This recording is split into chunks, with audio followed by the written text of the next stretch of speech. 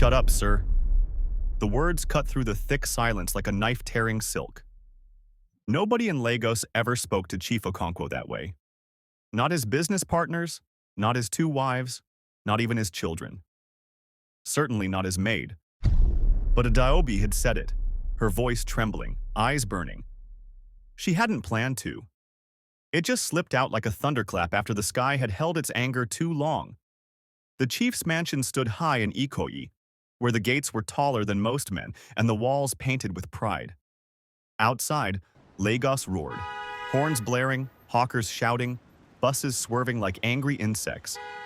Inside, the air smelled of imported polish, the marble floors shining so much Adaobi could see the reflection of her tired face each morning as she scrubbed. She had worked here for 3 years. Every dawn, she crossed Third Mainland Bridge from her cramped room in Mushin, the city's belly where dreams suffocated in heat and noise. She arrived before sunrise and left long after sunset, chasing buses like her life depended on it, because it did. Her salary fed her widowed mother and her younger brothers in Enugu. The chief was a powerful man. His suits were stitched in London, his cars purred like jungle cats, his voice carried authority like a whip. But his heart, if Adaobi dared say it, was heavy with arrogance. It began with spilled tea. Adaobi's hands were tired from the night before. Nepa had cut light in Mushin, and she had stayed awake fanning her sick mother, trying to keep mosquitoes at bay. Her eyes were heavy when she served breakfast. The porcelain cup rattled against the saucer, tilting just slightly, and hot tea splashed onto the glass table. The chief's eyes narrowed. "Are you blind?" he barked. "Do you know how much this table costs?" Adaobi bowed quickly, heart racing. "I'm sorry, sir." But his anger rose like a storm. "You village girls come here thinking you're doing us a favor. Useless. Do you know how many are begging for this job? I should throw you back to the gutter where I found you." Something inside Adaobi broke. The words burrowed too deep. For 3 years she had bent her back, swallowed insults, smiled through exhaustion. She had listened to him belittle her accent, her clothes, her origins.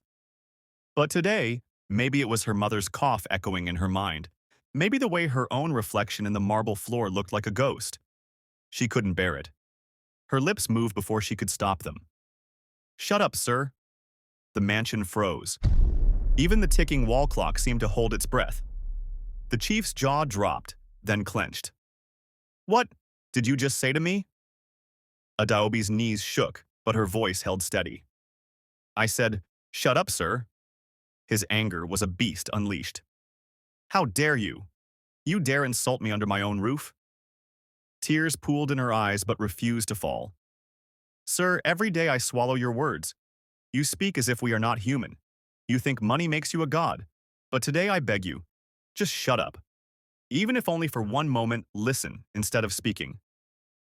She hadn't meant to open her heart, but once the door cracked, everything poured out. "Sir, I wake at 4 a.m. to cross this city for you. I ride in Maluis where men push and sweat drips from the roof. I scrub this mansion until my hands blister. I smile at your children, even when they throw food at me. I send every Kobo home because my mother cannot walk, and my brothers are still in school. I know I am poor. I know I wear cheap slippers and patch my dresses. But I am not dirt, sir. I am not trash you picked from the gutter. I am a human being." Her chest rose and fell like a drumbeat. She thought she would faint from the boldness of her tongue. Chief Okonkwo was not used to being spoken to this way. Anger boiled in him. But underneath it, something else stirred. Something he had buried for decades. He remembered his own mother in the dusty village of Niwi, carrying firewood on her back, scolding him in the same firm voice. He remembered being a boy who walked to school barefoot, ashamed of his torn shorts. He remembered promising himself that money would erase the taste of poverty. Yet here was this maid, this slip of a girl, reminding him of the voice he had tried so hard to forget.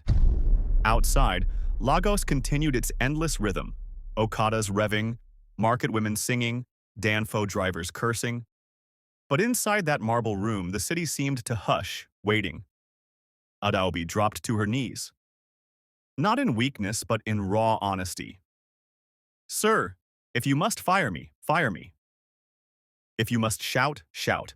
But do not call me useless. Do not treat me like I am nothing. My sweat has value. My pain has weight. My silence is not emptiness. It is endurance. Please, sir. Today, I beg you. Just shut up and see me. The chief's lips trembled. No one had ever dared speak to him like this. But the truth in her words was a mirror. And for the first time, he couldn't look away. His voice cracked, quieter than she had ever heard it. Get up. Adaobi blinked, unsure. I said, get up. She stood slowly, heart pounding. For a long moment he stared at her, not as a boss to a maid, but as one human to another. His eyes glistened. You remind me of my mother, he whispered, almost to himself. The silence stretched. Then, with a heavy sigh, the chief sank into his chair. The arrogance seemed to slide off his shoulders like a heavy coat. Sit, he said softly. Adaobi hesitated, stunned. Maids did not sit in the chief's presence. But something in his tone, broken, weary, made her obey. For the next hour, words spilled between them. Adaobi told him of Mushin, nights without light, of her mother's sickness, of her dream to one day become a nurse. The chief told her of his own struggles, of how poverty had scarred him so deeply he wore wealth like armor, hurting others before they could remind him of his wounds. By the time they finished, the sun was climbing higher, painting the mansion in gold. Something had shifted. The chief did not fire Adaobi that day. Instead, he raised her salary and quietly sent money for her mother's treatment in Enugu. He never told his wives, never announced it to the world, because for once, it wasn't about pride, it was about humanity. And though he remained a powerful man with a sharp tongue, every time he felt the urge to lash out, he remembered her words. Shut up, sir. They became his silent prayer, a reminder to pause, to listen. As for Adaobi, she carried no pride in her outburst, only relief. She had spoken not just for herself, but for all the invisible women who scrubbed floors and swallowed insults in the city's shadows.